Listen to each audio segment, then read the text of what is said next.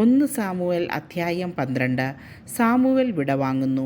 Samuel Israel ജനത്തോട് പറഞ്ഞു, നിങ്ങൾ ആവശ്യപ്പെട്ടതൊക്കെ ഞാൻ ചെയ്തു തന്നു. ഞാൻ രാജാവിനെ നിങ്ങൾക്ക് വാഴിച്ചു തന്നു.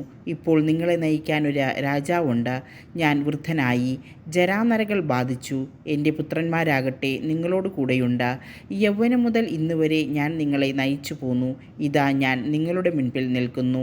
ഞാൻ എന്തെങ്കിലും തെറ്റ് ചെയ്തിട്ടുണ്ടെങ്കിൽ കർത്താവിൻ്റെയും അവിടുത്തെ അഭിഷിക്തൻ്റെയും മുൻപിൽ വെച്ച് ഇപ്പോൾ എന്നെ കുറ്റപ്പെടുത്തുവിൻ.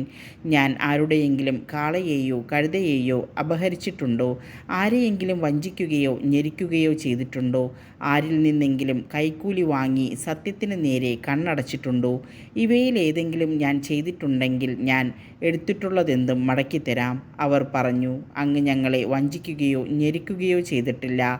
ആരിലും നിന്നും യാതൊന്നും അപഹരിച്ചിട്ടുമില്ല. അവൻ അവരോട് പറഞ്ഞു, ഞാൻ തികച്ചും നിഷ്കളങ്കനാണെന്ന് നിങ്ങൾ കണ്ടുവെന്നതിന് കർത്താവും അവിടുത്തെ അഭിഷിക്തനും സാക്ഷിയാണ്.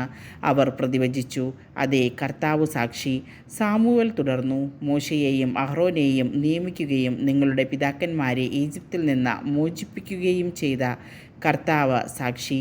കേട്ടുകൊള്ളുവിൻ. നിങ്ങൾക്കും നിങ്ങളുടെ പിതാക്കന്മാർക്കും കർത്താവ് ചെയ്ത വലിയ കാര്യങ്ങൾ ഓർമ്മപ്പെടുത്തിക്കൊണ്ട് നിങ്ങളെ ഞാൻ കർത്താവിൻ്റെ മുൻപിൽ കുറ്റപ്പെടുത്താൻ പോകുകയാണ്. യാക്കോബ് ഈജിപ്തിലെത്തുകയും അവൻ്റെ സന്തതികളെ ഈജിപ്തുകാർ ഞെരുക്കുകയും ചെയ്തപ്പോൾ നിങ്ങളുടെ പിതാക്കന്മാർ കർത്താവിനോട് കരഞ്ഞപേക്ഷിച്ചു. അവിടുന്ന് മോശയെയും അഹ്റോനെയും അയച്ചു. അവർ നിങ്ങളുടെ പിതാക്കന്മാരെ ഈജിപ്തിൽ നിന്ന് കൊണ്ടുവന്ന് ഈ സ്ഥലത്ത് താമസിപ്പിച്ചു.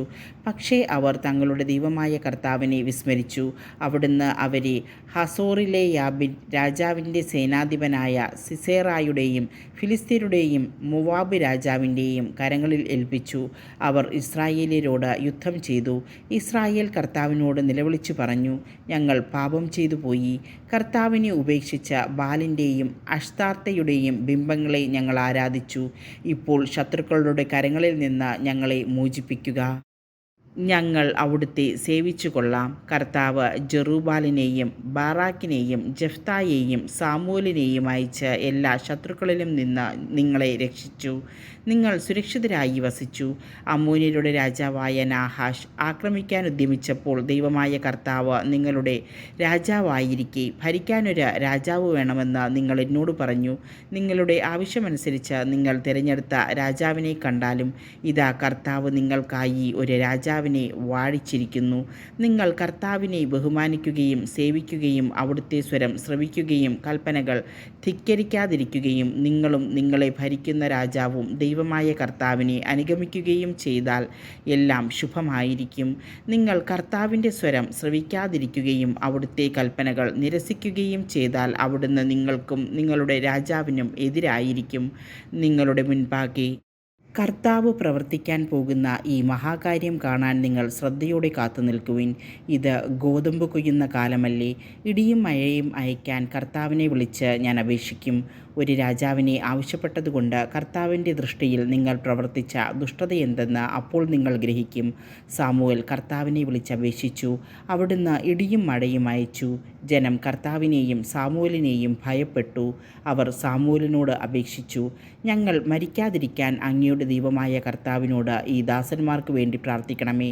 രാജാവിനെ ചോദിച്ചതുകൊണ്ട് മറ്റെല്ലാ പാപങ്ങൾക്കും പുറമെ ഈ പാപവും ഞങ്ങൾ ചെയ്തു.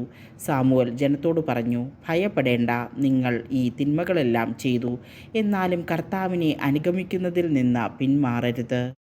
പൂർണ്ണ ഹൃദയത്തോടെ അവിടുത്തെ സേവിക്കുവിൻ. നിങ്ങൾക്ക് ഉപകരിക്കാത്തതും നിങ്ങളെ രക്ഷിക്കാൻ കഴിവില്ലാത്തതുമായ കാര്യങ്ങളിലേക്ക് നിങ്ങൾ തിരിയരുത്. അവ വ്യർത്ഥമാണ്. തൻ്റെ ഉത്കൃഷ്ടനാമത്തെ പ്രതി കർത്താവ് തൻ്റെ ജനത്തെ പരിത്യജിക്കുകയില്ല. നിങ്ങളെ തൻ്റെ ജനമാക്കാൻ അവിടുന്ന് പ്രസാദിച്ചിട്ടുണ്ടല്ലോ.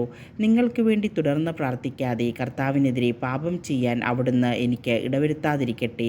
ഞാൻ നിങ്ങൾക്ക് നേർവഴി ഉപദേശിക്കും. നിങ്ങൾ പൂർണ്ണ ഹൃദയത്തോടും വിശ്വസ്തയോടും കൂടി കർത്താവിനെ സേവിക്കുവിൻ. അവിടുന്ന് നിങ്ങൾക്ക് ചെയ്ത മഹാകാര്യങ്ങൾ സ്മരിക്കുവിൻ. ഇനിയും പാപം ചെയ്താൽ അവിടുന്ന് നിങ്ങളെയും നിങ്ങളുടെ രാജാവിനെയും നീക്കിക്കളയും.